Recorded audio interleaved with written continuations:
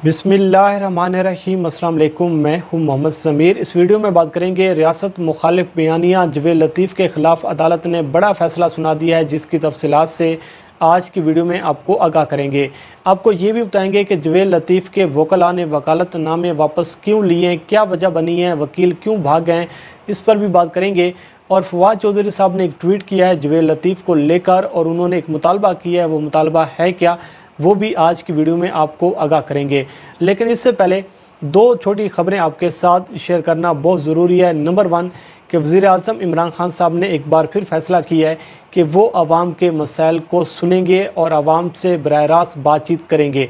जैसा कि आपके इल्म में है कि वज़ीर-ए-आज़म इमरान खान साहब वक्तन फ़वक्तन आवाम के साथ ये सेशन कर रहे हैं, आवाम के मसाइल को ख़ुद सुन रहे हैं। उसकी वजह यह है कि हुकूमती सतह पर आवाम को रिलीफ देने के हवाले से जो भी इक़दामात उठाए जाते हैं, आवाम की मुश्किलात को कम करने के लिए जो भी इक़दामात उठाए जा रहे हैं, माफिया उस सारे सूरत-हाल के पेश नज़र रुकावट बनने की कोशिश कर रहा है और जो रिलीफ है, जो फ़वाइद हैं, वो आवाम तक नहीं पहुँच पा रहे।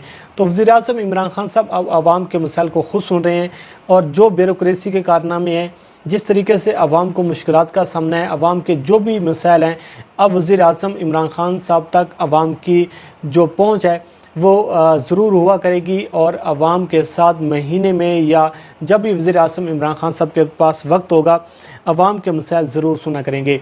इससे पहले 2 मई 2021 का दिन मुकर्रर किया गया था और हुकूमत के जो लोग हैं, वज़ीर-ए-आज़म ऑफ़िस की जानिब से ये कहा गया था कि 2 मई 2021 को वज़ीर-ए-आज़म इमरान खान साहब आवाम के साथ बराह रास्त बातचीत करेंगे और उसके बाद वो जो बातचीत होगी वो रेडियो पाकिस्तान पर, पाकिस्तान टेलीविज़न पर और इसके साथ साथ निजी टीवी पर भी दिखाई जाएगी। लेकिन अब ये फ़ैसला किया गया है कि कुछ मसरूफियात की बिना पर जो 2 मई 2021 को एक सेशन होना था, वो सेशन तो नहीं हो सका। लेकिन अब 11 मई 2021 को बरोज़ मंगल 1:30 पर दोपहर वज़ीर-ए-आज़म इमरान खान साहब आवाम की कॉल्स लेंगे, आवाम के मसाइल को बराह रास्त सुनेंगे और आवाम के मसाइल को हल करेंगे।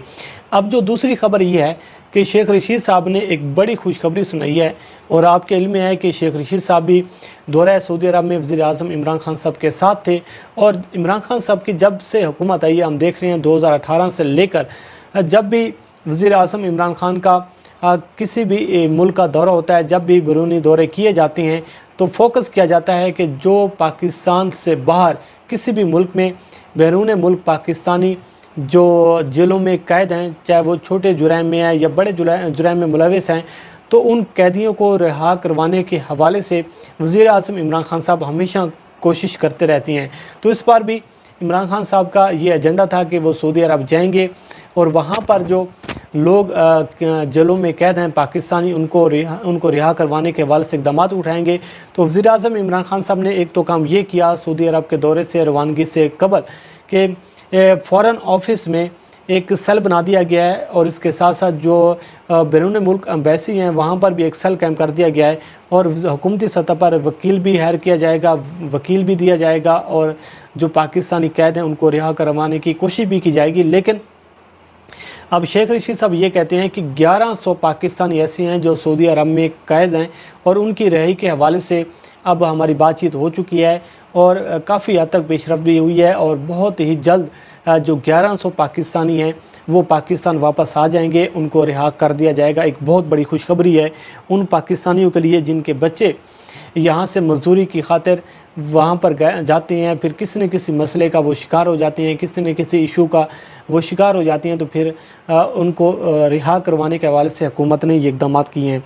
अब हम आ जाती हैं अपने असल टॉपिक की जानिब, रियासत मुखालिफ बयानिया। अगर हम बात करें रियासत मुखालिफ बयानिया की तो एक ये ट्रेंड बन चुका है कि अब ये फ़ैशन के तौर पर इस्तेमाल किया जा रहा है कि आप जब तक एस्टेब्लिशमेंट को गाली नहीं देते, जब तक आप फ़ौज को गाली नहीं देते, जब तक आप पाकिस्तान मुखालिफ नारा नहीं लगाते, ये समझा जाता है और अपने आप को ये बड़ापन अपना साबित करने के लिए कहा जाता है कि जी मैं तो बहुत बड़ा वफ़ादार हूँ सियासी जमातों का, चाहे वो मुस्लिम लीग नून से लोग हों, चाहे MQM से कुछ लोग हों। तो ये कहा जाता है कि जी हम अपनी लीडरशिप पर कंप्रोमाइज़ नहीं करेंगे, ये हो सकता है कि हम पाकिस्तान की कौमी सलामती पर कंप्रोमाइज़ कर जाएं।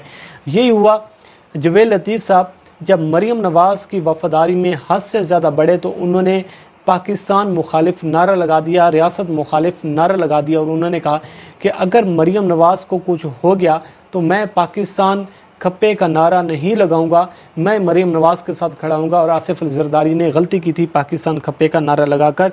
तो इस रियासत मुखालिफ बयानी की वजह से जवेल लतीफ़ साहब जेल में हैं, उनको सज़ा सुना दी गई थी। और अब सूरत हाल ये है कि जवेल लतीफ़ साहब जब पेशियों पर आती हैं तो आज अदालत की जानिब से एक बड़ा फ़ैसला सुना दिया गया और वो फ़ैसला ये है कि जवेल लतीफ़ के जिस्मानी रिमांड में मज़ीद तोसी कर दी गई है। और हालांकि ये कोशिश की जा रही थी मुस्लिम लीग नून की जानिब से, ये समझा जा रहा था कि जवेल लतीफ़ की ज़मानत हो जाएगी, जवेल लतीफ़ को रिहा कर दिया जाएगा, लेकिन अदालत जो है वो नहीं मानी। आज जवेल लतीफ़ साहब के जिस्मानी रिमांड की ये लाहौर के मॉडल टाउन कचहरी में समाअत हुई है, उनको वहाँ पर पेश किया गया है और पुलिस की जानिब से जवेल लतीफ़ के 2 रोज़ा जिस्मानी रिमांड की इस्तदा की गई थी। लेकिन सूरत हाल ये है कि जवेल लतीफ़ के जो वकील हैं, अब अंदाज़ा आप लगाएं कि ये कहते हैं कि जी हम रियासत मुखालिफ नारे भी लगाएं, हम फ़ौज को भी गालियाँ दें, हम पाकिस्तान मुखालिफ भी नारे लगाएं, लेकिन उसके बाद हमारी वफ़ादारी पर सवाल ना उठाया जाए। लेकिन आज अदालत में ये हुआ है कि जवेल लतीफ़ के जो वकील हैं उन्होंने आज जवेल लतीफ़ का मुकदमा लड़ने से इनकार कर दिया और उन्होंने अपने वकालतनामे वापस ले लिए। उन्होंने कहा कि हम ये मुकदमा नहीं लड़ सकते। और जवेल लतीफ़ ने अदालत में कहा कि मेरे वकला ने वकालतनामे वापस ले लिए, अब अदालत जितना मर्ज़ी चाहे रिमांड दे दे।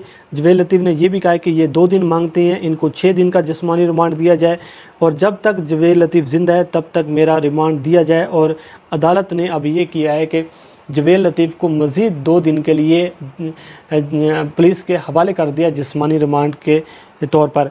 और इस मौके पर जवेल लतीफ़ जब अदालत में पहुँचे तो उनका ये कहना था कि अगर अदारों में बैठे लोगों की गलतियों की निशानदेही ना करें तो हलफ की खिलाफ वर्जी है।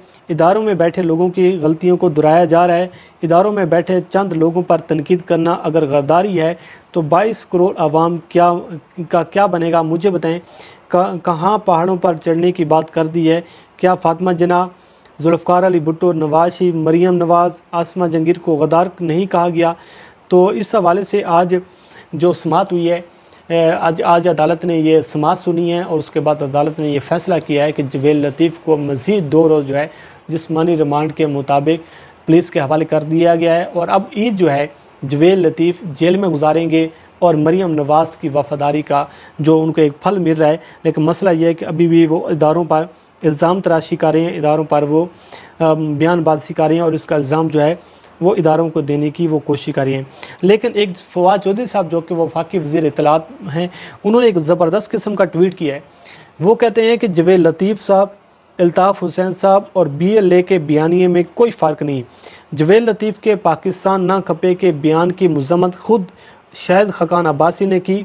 जवेल लतीफ़ अपने बयान पर गैर मशरूत माफ़ी मांगे। आइन का आर्टिकल 5 यानी 5 शहरियों पर रियासत से वफ़ादारी की लाजमी शर्त ऐड करता है और इससे रूगर्दानी की इजाज़त नहीं होनी चाहिए।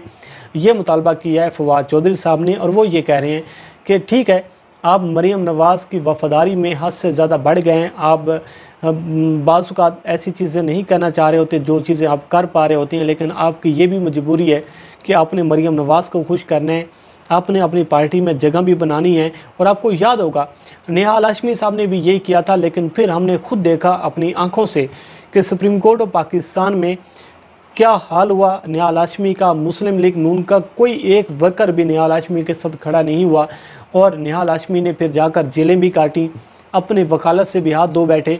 लेकिन मकसद क्या था कि नवाज शरीफ को खुश करना था। उस वक्त भी जवेल लतीफ़ ने यह नारा लगाया था कि अगर नवाज शरीफ के ख़िलाफ़ फ़ैसला दिया गया तो हम आपके बच्चों पर ज़मीन जो है वो तंग कर देंगे। सुप्रीम कोर्ट के आला जजेस को धमकियाँ दी गई थी, लेकिन जिनकी खातिर धमकियाँ दी गई, जिनकी खातिर जेलें काटी गई, उसी निहाल हाशमी को जो नवाज शरीफ जब लंदन गए तो निहाल हाशमी मिलने गए तो उनको अंदर जाने की भी इजाज़त नहीं दी गई।